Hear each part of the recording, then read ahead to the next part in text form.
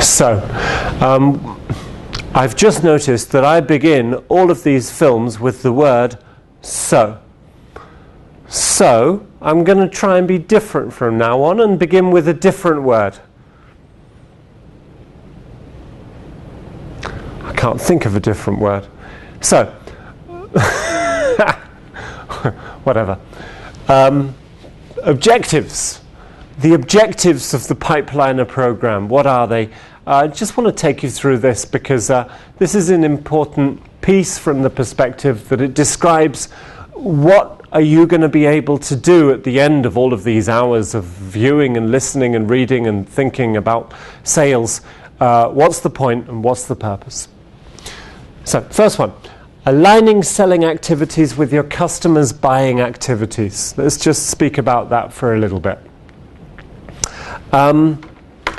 A sales organization has certain things that it does. Sales reps call customers and try and arrange meetings to speak about new opportunities, new products, new technology, old products, old projects, whatever it happens to be. The sales department has things that they do. Yeah, the customer also has things that they do, and as we've seen, or as you will see from the sales process, at the beginning of the sales process, the customer's involved in thinking about their business, and the salespeople should be understanding their business. And so what this means is that we try to align our activities so that when the customer needs proposals, we deliver them with proposals if that's in our interests. When the customer's in the stage where they're trying to understand their own business and decide what projects they need to run to make their business more effective, we want to be aligning with that and finding ways of adding value into their business as well. One of the major problems of large sales organizations is this misalignment, is where the client is doing one thing, the sales organization is doing another thing, and they don't align. I'll give you a very, very clear example of that. It's not exactly from the sales environment, but you have a vendor, and the vendor delivers their equipment to distributors. And every month they're on the phone to the distributor saying, how many boxes will you order today? We need you to order them now rather than tomorrow because it's the end of the month. Yeah? So the vendor has a priority and a need to get these boxes into their system by the end of business today or tomorrow. But the distributor at the other end, they don't have the same need at all. They're not. They don't have those same pressures or anything like that. They have the need to serve their client base and to make sure they have stuff on stock in time for various types of opportunities that come from their customers. Yeah, which is a misalignment of sales process and client buying process. So one of the objectives of the Pipeliner process is to create this alignment, not only with the customers, but this understanding of alignment between all of the salespeople and indeed in management as well. Okay? So, next objective. Discover customer pain. And we use the word pain because, we don't want to get all diplomatic about whether it should be a pain or an issue or a challenge or whatever else, a problem. It's a problem. And so we call it a problem. And what we're doing is we're looking for the customer's problems because as good sales reps, we want to solve the customer's problems. There was an old guy who said, if there's no pain, there is no change. No pain, no change. No compelling reason to take action, the customer won't take action. And so the Pipeliner process and all of the sales tools behind this process, they're all designed to look for the customer's problem areas and issue areas. Yeah, even as far as step 6 and going into the negotiation, we're still doing things that continually try and address this. What is the problem that we're here to try and solve? Yeah, so that's a key objective for the program. Okay, another objective: identifying the most powerful people in the customer's organization who can help you win. Now, this is a common sales objective for any sales environment, not just the one that we're speaking about. identifying the right people, not just the key decision makers, of course, but also the people who are your supporters, also the people who can help you move forward in the sales process, identifying the different roles and responsibilities of the different players that you're playing with, players that you're selling to, and getting a good knowledge of the organizational background, and starting to understand who the key players in an organization are. Yep, this is a longer term objective. You can't understand the organization of a bank in 3 weeks. Yeah, it probably takes quite a bit longer than that. And but understanding organizational influence and political influence within a company is a critical sales objective for any salesperson and any sales organization. Identify new opportunities. That's another key objective for the program, and we look at a couple of different ways of how to go about this topic. Firstly, identifying new opportunities from customers where we have the ability to do the early stages of the sales process, to understand their business and find opportunity based on an understanding of that business. Secondly, to find opportunity from a good understanding of their IT landscape and everything around their IT space. And thirdly, identifying opportunities from acquisition campaigns and also from good sales practices, specifically account planning in the early stages of the sale, as being a key way of defining or identifying new opportunities in key accounts. Okay. Linking products to business needs. Now, as we'll see later, there is a line in one of the tools which says, does the product match the business need? And of course the answer is always yes. But we do put quite a bit of focus on how is it yes. Exactly what is the link, or what is the value that this product brings? How does it link into the business need? So that we can really be quite clear in describing how a particular solution area fits the various business needs that are there. And let's face it, we're speaking about a complex solution environment. Even if you're just selling 15 desktops with printer capability and a network behind it and a bunch of software to put on it and a bunch of implementation services to put it into action, you're still speaking about a lot of people beginning to use this equipment and gaining benefit from it, and they have a need to use it. So, why is one set of equipment better than another set of equipment? And how do we demonstrate and verbalize and illustrate how our solutions really fit the business needs that we're dealing with? That's the point when we're speaking about matching product to need. Okay? So, one other objective is, if you can see up here, you can see this pipeline. Yeah? This is the main visual that goes with us throughout the whole of the program. This is the pipeline. Normally you'll see it kind of inverted in the other way. It is the sales funnel. And the truth of this is just probably this is probably the most important concept in my personal sales life that I've ever really come to grips with and come to terms with. And it says this: if you don't have enough opportunity in the early stages of the pipeline, you cannot guarantee the eventual success of your target here at the end. There's no getting around this. There's no shortcut. There's no magic ingredient. In Germany and Austria, they have something called vitamin B. It's vitamin Beziehung, which is the vitamin relationship, and that helps. That's really good as well. But there is no shortcut. Yeah. If you want to guarantee a target, you need to do the numbers and make sure you've got enough early stage opportunity in your pipeline. If you're focusing on, reactive sales all of the time, then you're never going to be in a position where you can move the pipeline in the way that you want to go, where you can become selective about the opportunities that you want to work on. Yeah?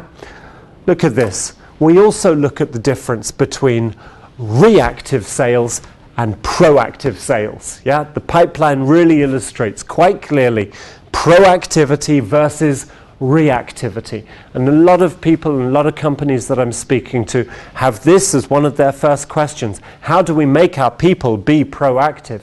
And very often the answer is, well, change the job description and give them time and space so that they can go out and find some new clients and new opportunities and start the sales process from an earlier stage.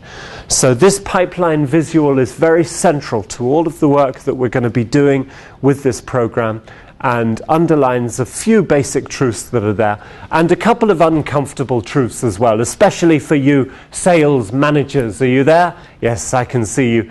There are some uncomfortable truths behind this concept as well that we will need to look at, and that become very apparent very quickly. Okay. More objectives, a whole slide of more objectives. It's okay, I've only got 60 slides to go.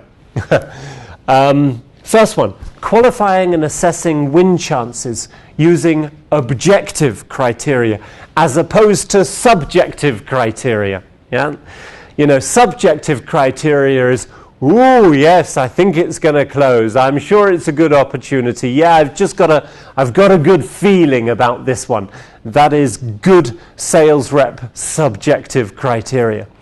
Objective criteria is based on a list of, criteria, and this list of criteria can change. There's nothing written in stone that says that these are the only questions, but they are very important questions.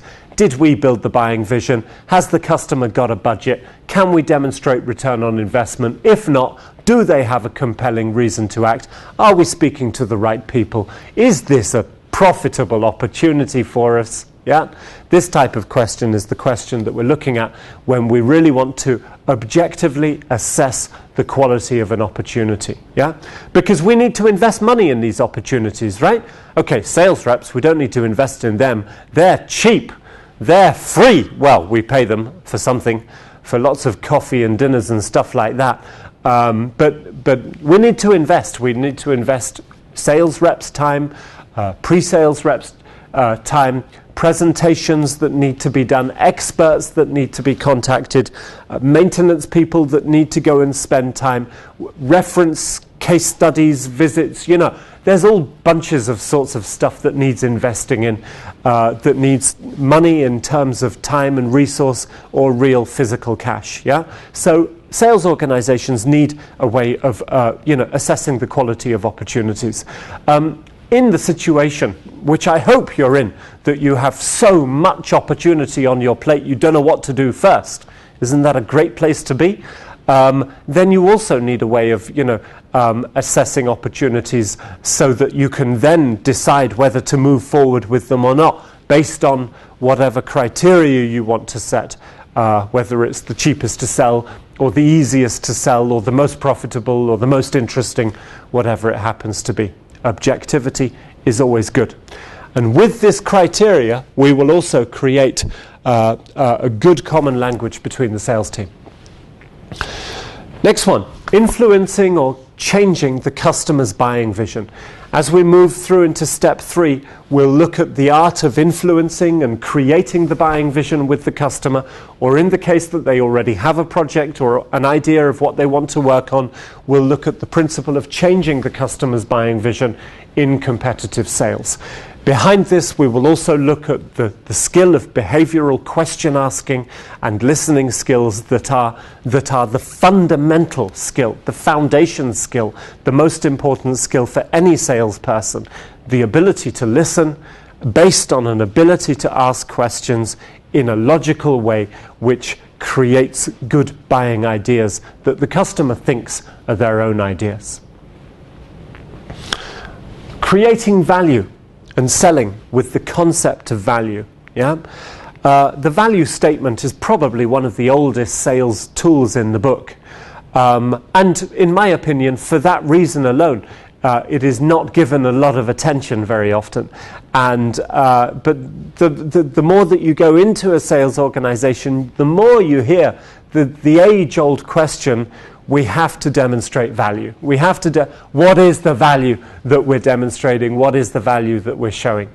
And so this principle of the value statement comes back at us again and again and again. And in Western Europe, certainly in Germany, the Germans are very good about asking for value and asking sales organizations to demonstrate value, even to the extent that in the banking and insurance environments, very often IT organizations are being requested to provide business cases and the first steps towards a return on investment analysis, even in the request stage. Yeah, so this concept of selling with value is by no means a new one, but by every means still a very important one. And I'll mention it again later when we get to this concept in more detail. But there's one very essential truth. Yeah, if you don't speak about value, then you're just leaving a door open for somebody else to come and speak about value, and you don't want to leave that door open. Yeah, you got to speak. You have to speak about the value, especially in a situation that somebody else is going to come in and take it away from you, potentially because you didn't address it. Yeah. Increasing order amounts. In step 4, we're going to build a draft concept, and within that draft concept, we're going to leave ourselves space and room to allow the customer and us to suggest ways of making the proposal bigger, making it more substantial, making it more interesting. In step 5, we'll do the same thing. We'll leave the doors open for the customer to say, you know, we want it to be a bit bigger, a bit more complex, you know, increasing order amounts and selling more. That's always something that is interesting for every sales person and every sales organization. Within the pipeliner concept itself, we'll also look at the principle of selling more from the perspective of upsell and cross-sell, so crossing products and services into different departments of the organization, or from one affiliate to another, going and selling it to the same thing to a different part of the company, and upsell, selling it up through the organization to different levels at different stages. These things are covered very much by our work on organizational influence and impact, and a tool called the Pain and Personality Map, which looks at the relationship in a lot of much closer focused detail. Okay.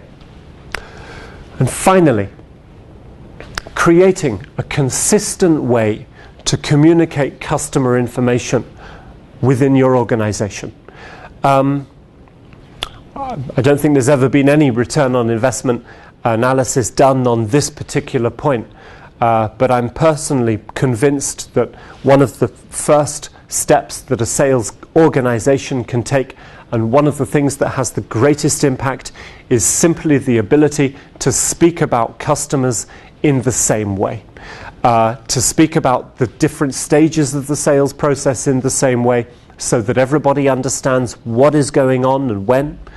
A sales process allows salespeople to explain to pre-sales people, project managers and techies what's going on and why, and allows those parts of the organization to see their relationship into the sales process. There are many people in the sales process who say, we are not salespeople. You're right, you're not salespeople, but you're still part of the sales process. And so the sales process gives us the ability to show people where and how they interact with the sales process, and why it's important for them to understand this. A common language between sales reps speeds things up, yeah? And we're speaking about simple things. We're speaking about the principles of discussing an opportunity quickly and effectively, and spending no more than 10 minutes on the discussion before the sales rep knows whether they want to go forward. If they want to go forward, what are the key questions they need to ask? And everybody knows everything about the opportunity within that time. Okay? Effective teamwork and communication in sales teams. We want managers. We want managers also speaking the same language as their sales reps. Yeah. Too often and too much we have a number crunching, forecast-based sales management environment where sales managers spend more time looking at the numbers than they do at the opportunities and the customers. Good sales is speaking about opportunity, is speaking about customers' business needs and how they're going to be resolved. And good sales managers are good sales coaches. They speak about opportunities and they understand sales reps' opportunities, and they look for ways to leverage skills and move opportunities forward. So the whole Pipeline of Sales program is in itself an understanding of the sales process for a sales manager in order to be effective, and in order to move a sales process forward, and in order to manage a group of salespeople and the other affected project managers, implementation, pre-sales people, etc. Yeah? It's also a way to realistically look at this whole number crunching dilemma that the 20th century has kind of provided us with. Through no fault of our own, we have brought ourselves to this place where the Excel sheet seems to be more important than anything else. But we'll get onto that later in the philosophy stage. So, any more objectives there? Have a bit of fun? Well, I will have a bit of fun. You will probably not have much fun, actually, but there we go. That's up to you.